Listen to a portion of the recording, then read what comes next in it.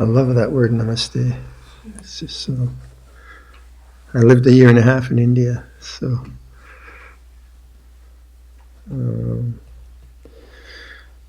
So what's up? What's happening?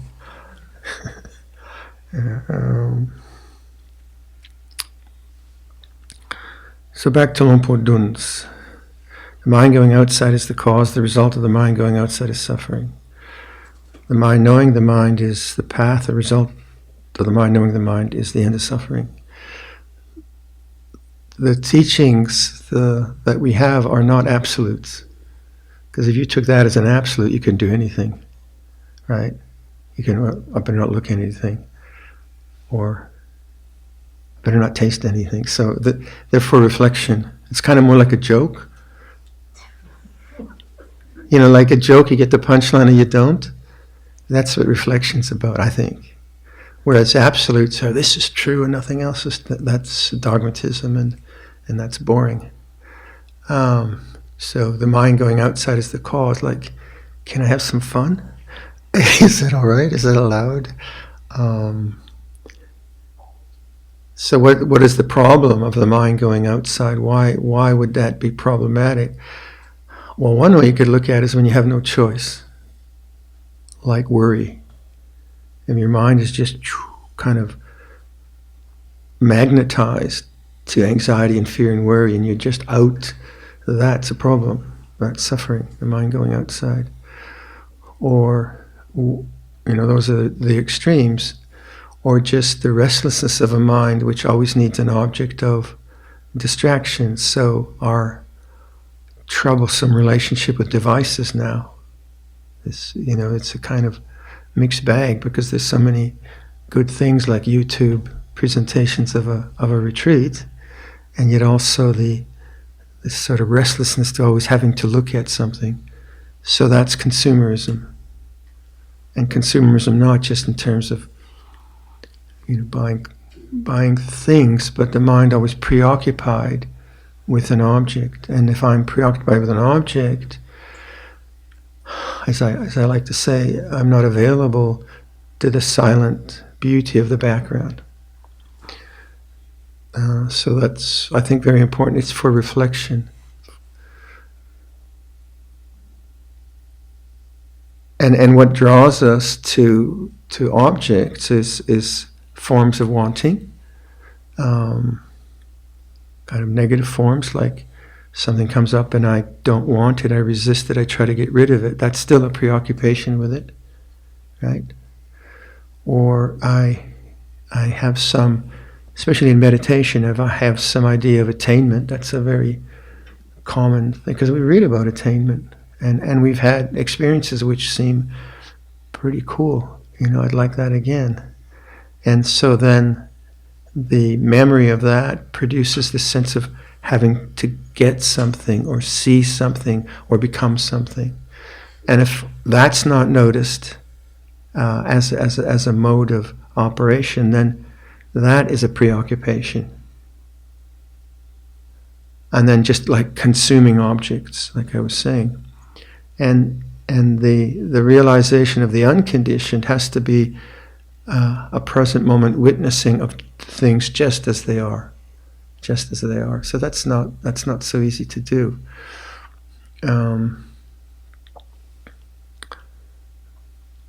We tend to identify with the thoughts that we have around me and mine and so on. And I think that Luang Por Dun's teaching is trying to get us to identify more with awareness. Like Luang Por Sumedho would say, be the Buddha. What does that mean? So, well, look at me, I'm the Buddha. It's obviously not egotistical. It's like, be awareness itself. How can you be awareness? Well, one of the ways I've kind of played with that for many years now is I have I like quizzes. I like bumper stickers. So I'm always inventing bumper stickers. I could make 1 million, I'm sure. So this one, I think you've heard of this one, is presence ever absent.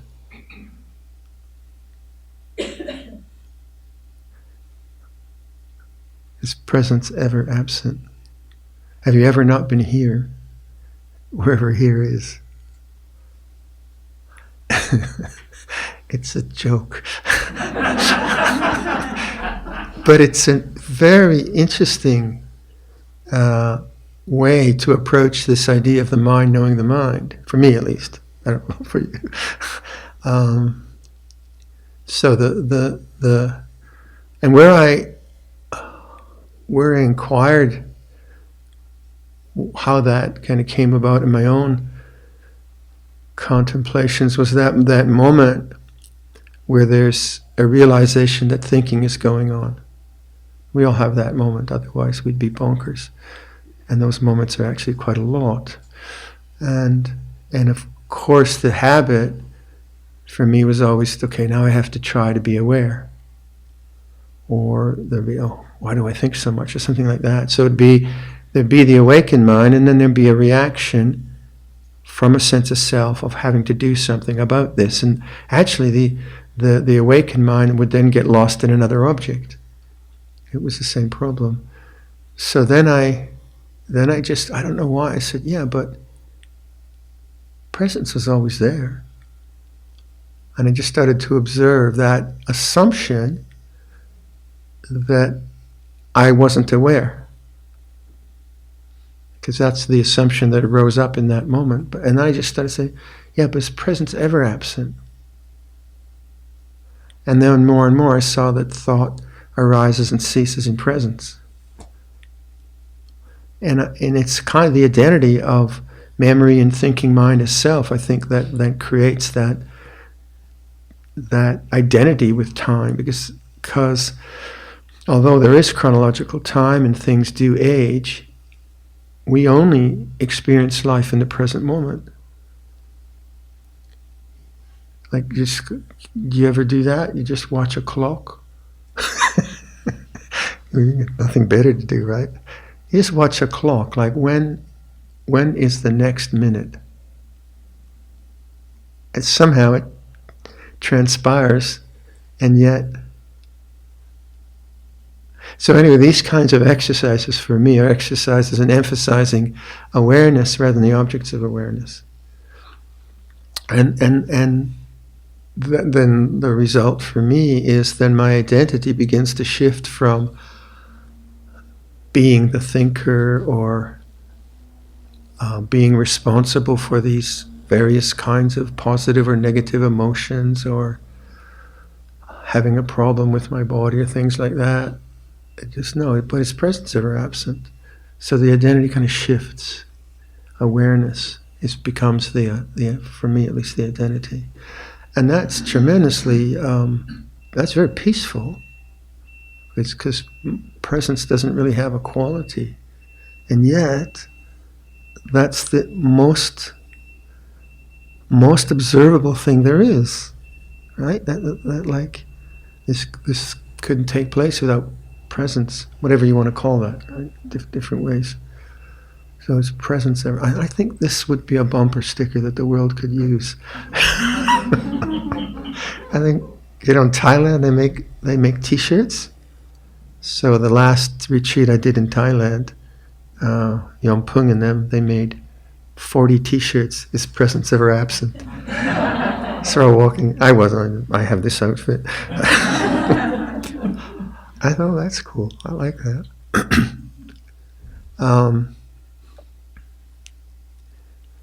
I don't know. Does that make sense to you?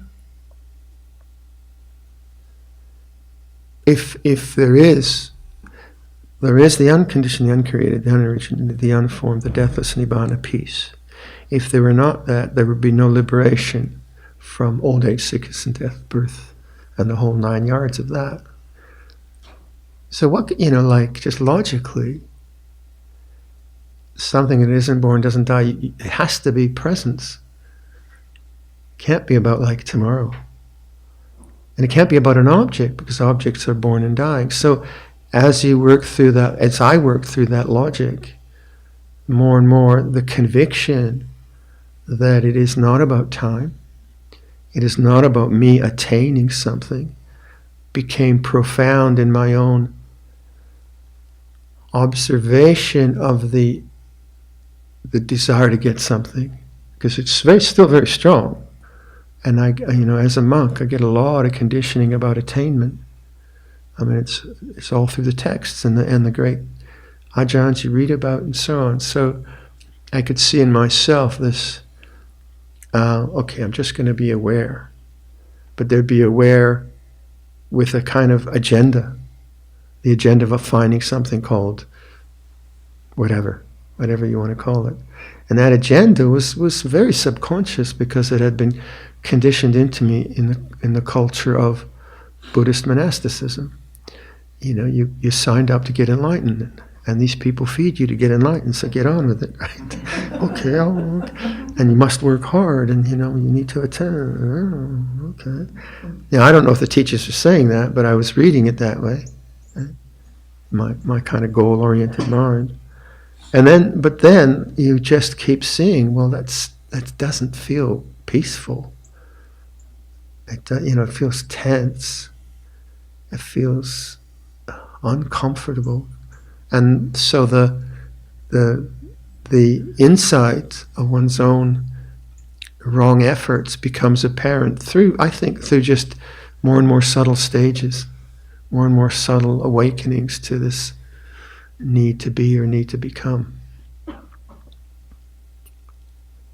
And then finally, when there are great upwellings of unresolved material, can we call it that? Not unresolved, just stuff that comes into consciousness because some horrible event happened 20 years ago, and now all the conditions are there for some bodily memory trace to bring it up into consciousness. That's not unknown, is it? It happens.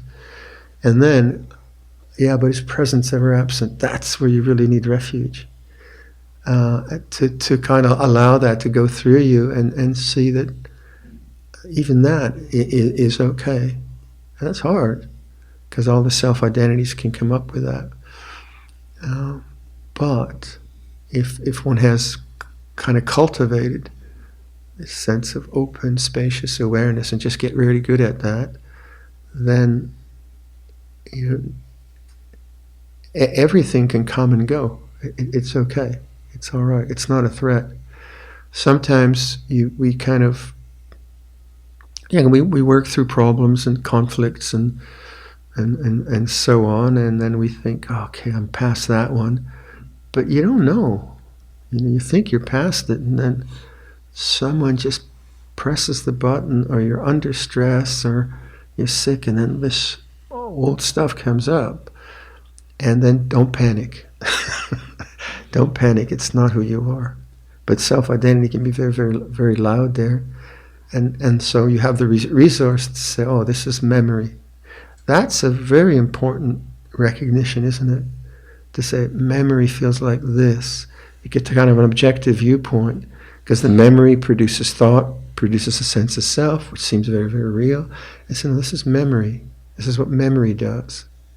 Memory creates feeling. Memory creates thought. And as you put in right understanding into the mix of your different kind of karmic dispositions, as you put right understanding in there, that objective, what we call sati sampajanya, mindfulness and clear comprehension, becomes more dominant. But you have to put in the right information, don't you?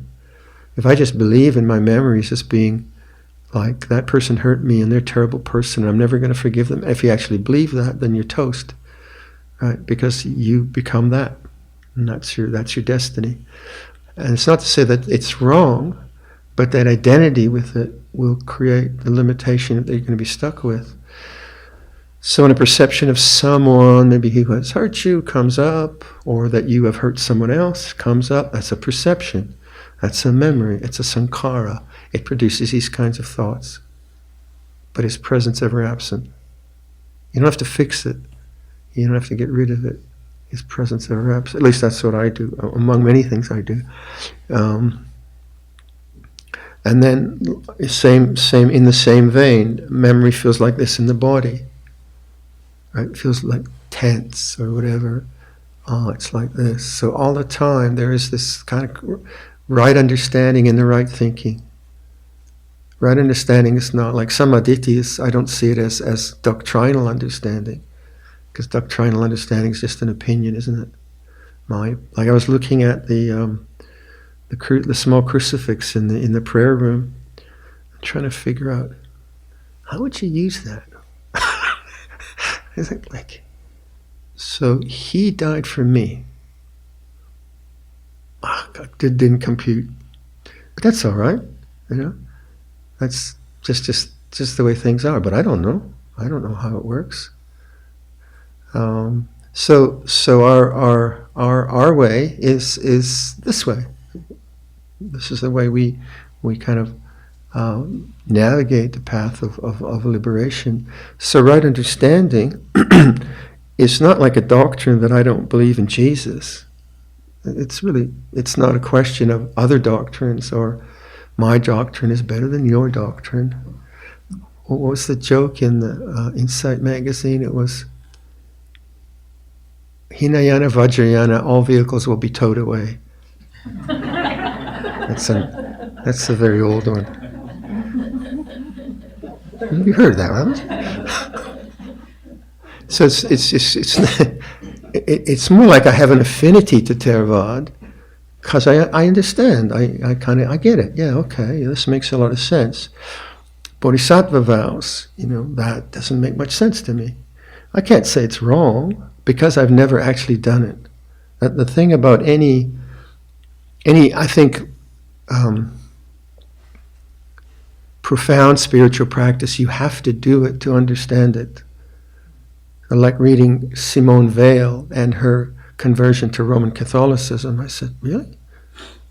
Wow, okay. Didn't understand that. But so what? Who am I to know how the different religious pathways work?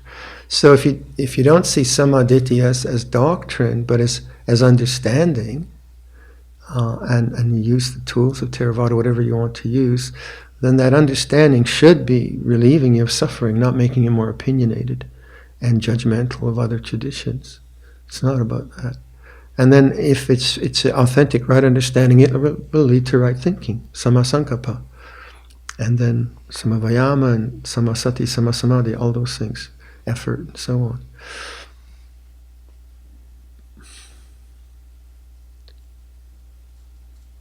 So, I go back to so, always so. You might, if you want, to play around, if it kind of seems like an interesting investigation, you might try that when if you feel you think too much and you think you have to do something about thinking, may I suggest that in that moment of knowing that you know, pop in is presence ever absent. See what that does. Now that, it can be counterproductive because it could lead to more thought. Is presence ever? I don't know if presence ever absent. Well, I'm not really sure. So I'm not saying this works. It could mess your mind up totally, and then you can ask for a refund at the end. But for reflection, it is a possibility. But in general, try to move to the silence of the mind, the openness of the heart. Very, very simply. That's, I think, good solid, right understanding. Okay, let's do some meditation.